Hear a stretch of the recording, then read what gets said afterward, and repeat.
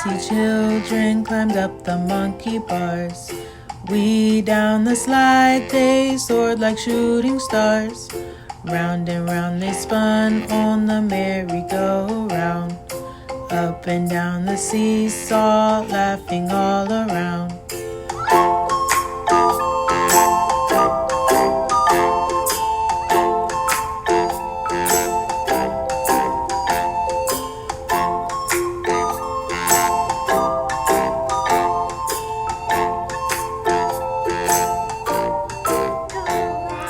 Little bitty children climbed up the monkey bars. We down the slide they soared like shooting stars.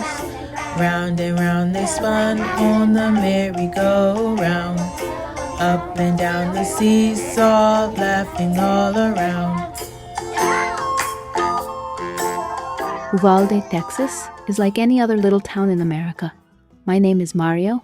I am a first-generation citizen of the U.S. My mother is from San Antonio, Texas, and my papa was born in Hidalgo, Mexico. My mother wakes up every morning for school. She tells us, "Okay guys, it's time to get up. I want you to brush your teeth, comb your hair, and then put on your school clothes before breakfast." And no, Mr. Mario, you're not, I repeat, not going to wear your Superman pajamas to school. ¿Por qué no, mamá? My sister Elena was my dad's little princess. She's always the last one at the table. She spends so much time in the mirror. Oh my God! She's the only girl I know with a mirror on the back of her phone. Every morning at the table, Mom says, "Everyone, let's thank God before eating." Then I said, "Mommy, do we have to thank God for everything?" Sí, mijo, sí todo el tiempo. Mom, does that include boogers? My friend Julio is always trying to share his boogers with everyone. Ay, mijo, that's nasty. My oldest brother, George, wants to be a cop like Papa, and he never lets my mom forget it. Then my mother said, "Okay guys, the bus will be here soon." She tells George to make sure everyone gets on the bus safely. He took this responsibility seriously. The bus arrived at the school, and all the kids rushed to their classes. George and Elena's classroom was next to my room. I could sometimes hear them laughing, and it got me in trouble with my teacher a few times. I would suddenly start laughing when I heard those two laughing. My teacher would say, "Mr. Mario, would you like to share what's so funny?" And me not knowing she was being sarcastic, I jokingly asked the entire class, "Why did the chicken cross the road?" And before my teacher could stop me, I answered myself and said, "To prove he wasn't a chicken." The entire class started laughing. My teacher's eyes rolled, the recess bell rang, and this made all the kids jump up and down. Then suddenly we heard a loud noise outside. One of the teachers stepped outside to see what was going on. She looked across the street and saw a truck had crashed into the ditch. She rushed back inside the school and called 911. 911, everything happened what so is your fast emergency? After that. I remember hearing loud sirens. All the kids rushed to the windows to look out. We could see a man running towards the school with a gun. He was shooting, and we could hear the loud popping, crackling noises from the gun. The noise was getting louder. Our teacher screamed for everyone to Get away from the window, children! She ran and slammed our classroom door. We could see bullets flying in the hall and hear people screaming. Everyone was crouched down behind the teacher's desk crying. My teacher was saying it will be okay, guys, but I could see the fear in her eyes. Then I heard screams from my brother's classroom. I jumped up and ran through the breezeway area between our classrooms. The door automatically shut and locked behind me. I could hear my classmates screaming for me. My teacher yelled, "Please, God, help us." All I could think of was Elena and George. I was so scared, but I kept walking towards their classroom door. The door was cracked open a little, so I peeked.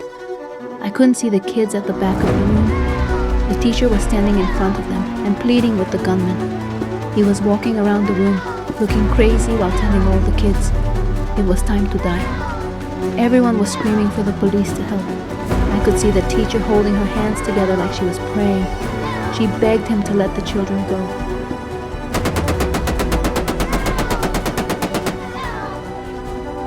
I put my hand over my mouth and my eyes got bigger. He kept repeating, "It's time to die." I could see his phone as he held it out, pointing at all the kids. It sounded like he was talking to someone. I kept looking for my brother and sister. Then my brother spotted me. As I slightly pushed open the door, he signaled me to leave. Then he started distracting the gunmen. Every time one of the kids attempted to run towards the breezeway, pop, pop, he would shoot them. He never looked my way until the kids were staring intensely at me. Suddenly, I couldn't see him anymore, and I didn't know that he was walking towards me. My brother jumped up and ran towards the man. Pop, pop. I couldn't see George anymore. I only heard the other kids screaming louder. I realized what was happening, so I hid underneath the cover table. Now he was louder, repeating, "It's time to die." At that moment, a little girl tried to run towards the breezeway to escape. I heard the breezeway door open wide, and I wanted to peek from underneath the table. She came running through the door, screaming with her phone. Then I heard pop, pop, and I heard her fall to the floor. I peeked enough to see the phone still in her hand. Then I saw her eyes were wide open, staring at me. I was trying not to cry, but I was so scared. I peed on myself while holding my mouth. The door swung wide open, and I could see his boots. He started walking towards the table I was underneath. Now he was close enough that I could smell the alcohol on him. Then I saw a blood-covered hand as he reached for the tablecloth. Then a 911 operator's voice came from the girl's phone and distracted him. The operator said to the little girl, "Don't worry, the police are inside, stay calm." The gunman picked up the phone and repeated, "It's time to die." I could hear the operator pleading with the gunman. I started praying to God like my mommy always told me, "Please, God, I'll be a good boy from now on. I promise not to wet myself anymore. Please don't let that bad man kill my brother and sister." My mommy said, "Thank you for everything. I'm sorry that I didn't thank you for my sister and brother." Give them a sense of pride to make it easier. Let the children's laughter remind us how we used to be. Everybody's searching for a hero. People need someone to look up to. I never found anyone who fulfilled my needs. A lonely place to be. So I learned to depend on me. I decided long ago never to walk in anyone's shadows. If I fail, if I succeed, at least I live as I believe. No matter what they take from me, they can't take away my dignity, because the greatest love of all is happening to me.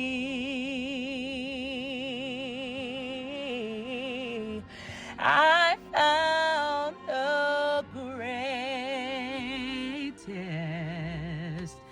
love of all inside of me. The greatest love of all is easy to achieve.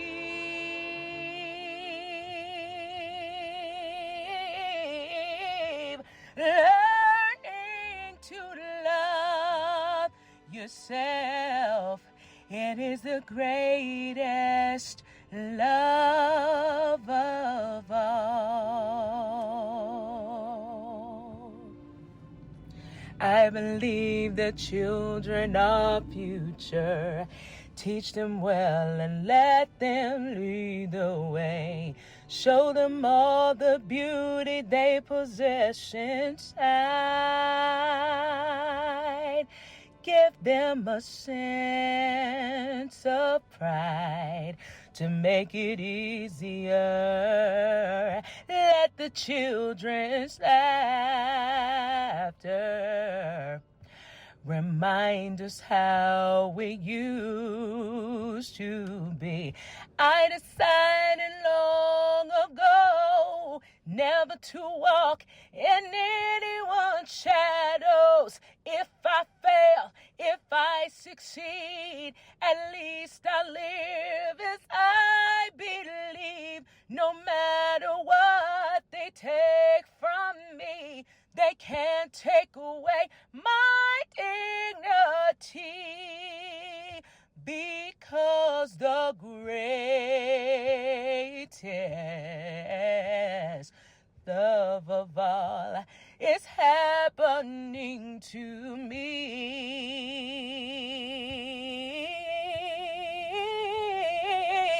I found the greatest love of all inside of me. The greatest love of all is easy to achieve.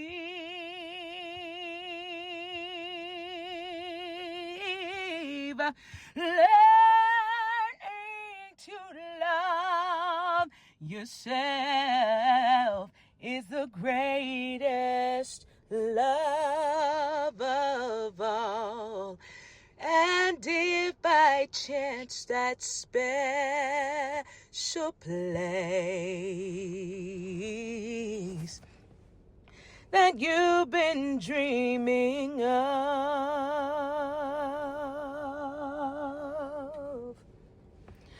lead you to a lonely place, find your strength in love.